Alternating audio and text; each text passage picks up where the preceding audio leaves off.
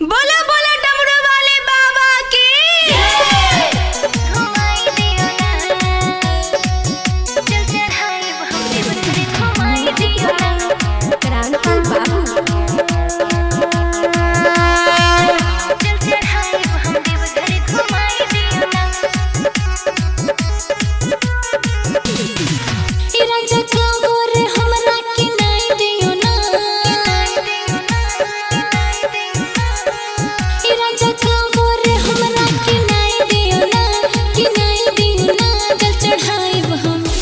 चढ़ाई हम देवघर घुमाई दियो ना जल चढ़ाई हम देवघर घुमाई दियो ना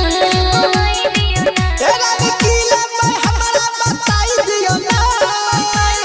ए रानी किला पर हमरा बताई दियो ना जल चढ़ाई हम देवघर घुमाई दियो ना जल चढ़ाई हम देवघर घुमाई दियो ना घुमाई दियो ना गणपति रिकॉर्डिंग स्टूडियो भवानीपुर हम देवघर घुमाई दियो ना सब साली अकेले चल जाए छो सैया चढ़वेला भोला जी पाजल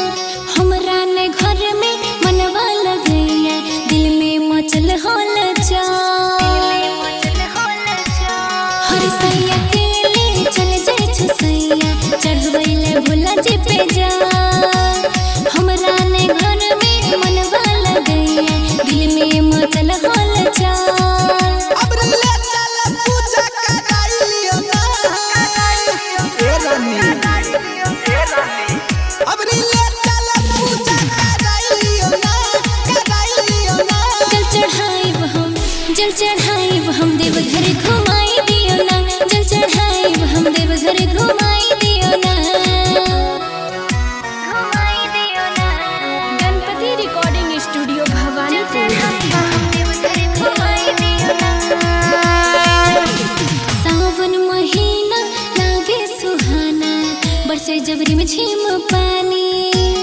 बाबा भोलेनाथ मैया पार्वती के बनब हम ता दीवानी सावन महीना लागे सुहाना बरसे जबरी में झिम पानी बाबा भोलेनाथ मैया पार्वती के बनब हम ता दीवानी मनु बितरज के साथ में लाई लियो ना ए रानी गौरवा जग के साथ में लाई लियो ना जल चढ़ाई हम देवघर घुमाई दियो ना जल चढ़ाई हम देवघर घुमाई दियो ना मिक्स बाय अजय स्टार।